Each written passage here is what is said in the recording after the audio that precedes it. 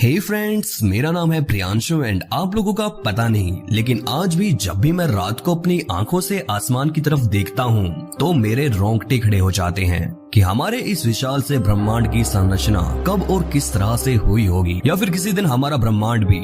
गुरुत्वाकर्षण के प्रभाव से एक बिंदु में सिमटकर बड़े से विस्फोट में खत्म हो जाएगा।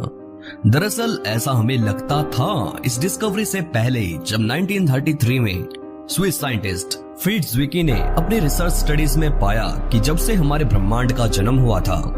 तभी से हमारे ब्रह्मांड में एक रहस्यमयी तरह की ऊर्जा ने जन्म लिया था, जिसने आज अरबों खरबों साल बाद हमारे गैलेक्सीज को एक दूसरे से इतनी दूर फेंक दिया है कि लाइट को भी वहां तक पहुंचने में millions billions of light years लग जाएंगे।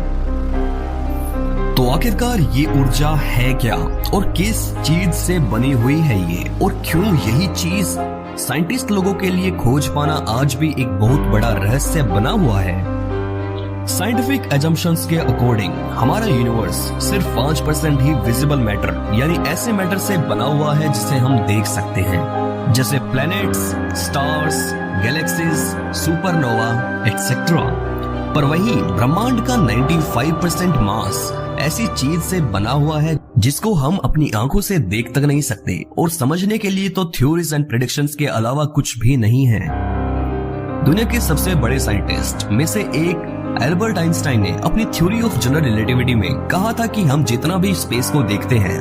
वो एक्चुअल में कोई खाली स्पेस नहीं होता, यानी कोई खाली जगह नहीं होती, बल्कि उसकी खुद की भी एक एनर्जी होती है जिसको उन्होंने नाम दिया था कॉस्मोलॉजिकल कांस्टेंट।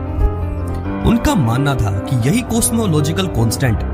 रिस्पॉन्सिबल है हमारे ब्रह्मांड के फैलाव का भी। इसी फिनोमेना को समझने के लिए साइंटिस्ट लोग एज्यूम करके चले कि अगर एम्प्टी स्पेस में एनर्जी मौजूद है तो क्वांटम मैकेनिक्स के सिद्धांतों के अनुसार जब उन्होंने स्पेस में मौजूद वर्चुअल यानी आभासी पार्टिकल्स को खोजने की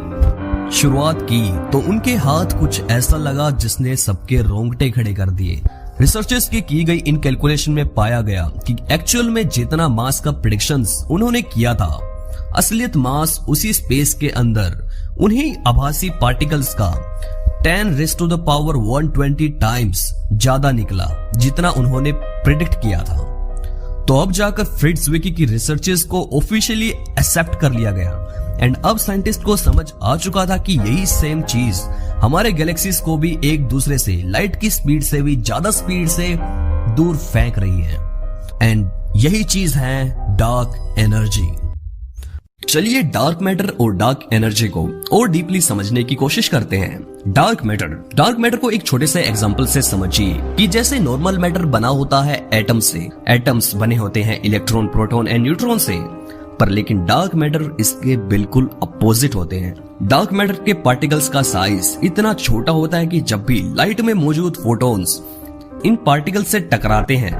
तब भी अपने कम साइज होने की वजह से ये अपने आप को रिफ्लेक्ट नहीं कर पाते। आखिर किस चीज से बना हुआ है ये डार्क मैटर, यही सबसे बड़ी सिरदर्दी है। और रही बात डार्क एनर्जी की, तो ये एक रहस्यमयी तरह की ऊर्जा या बल है जो कि इस ब्रह्मांड को हर एक बीतती सेकंड के साथ एक्सपेंड कराते जा रही है, यानी इसके फैलाव को भी और ज्यादा बढ़ा रही है।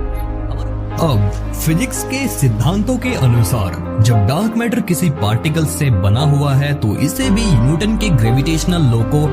मानना ही चाहिए, और ठीक होता भी ऐसे ही है। जो कि डार्क मैटर नॉर्मल मैटर के साथ इंटरेक्ट नहीं करता, तब भी हम स्पेस में इसके इफेक्ट को ग्रेविटेशनल इफेक्ट के साथ इजीली देख सकते हैं। पर इसका मतलब तो ये भी हो सकता है कि डार्क मैटर अगर हैवी पार्टिकल मास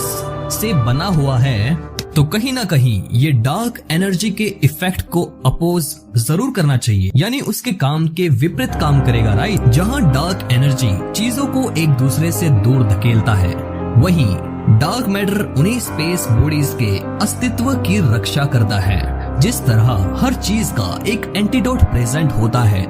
इलेक्ट्रॉन के लिए प्रोटॉन, वायरस के लिए उसकी वैक्सीन, तो ग्रेविटेशन का भी एक एंटीडोट होना ही था ना, जो आज हम लोग डार्क एनर्जी के रूप में पढ़ रहे हैं। फिलहाल हुई साइंटिफिक रिसर्चेस में यह भी पाया गया कि डार्क मैटर पार्टिकल्स हमेशा ही एक ज़ेप्टॉन इलेक्ट्रोन वोल्ट से भारी होना चाहिए।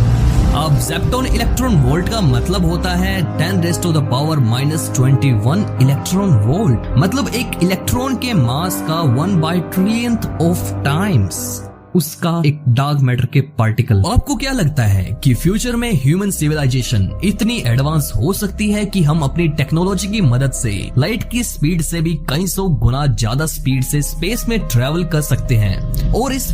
एक्सपेंड कर रहे यूनिवर्स को अपनी आंखों से देख सकते हैं, या फिर स्पेस एक्सप्लोरेशन इंसानों के लिए एक मिस्ट्री ही बन के रह जाएगा। थैंक्स अ लॉट इस वीडियो को देखने के लिए, और अगर आपको ये वीडियो पसंद आई तो इस वीडियो को लाइक कीजिए, शेयर कीजिए एंड हमारे चैनल को सब्सक्राइब नहीं किया तो वो भी कर डालिए ना यार। मिलते हैं आप लोगों से अगली वीडियो में ऐसे ही एक और अमेजिंग वीडियो के साथ, तब तक के लिए गुड बाय।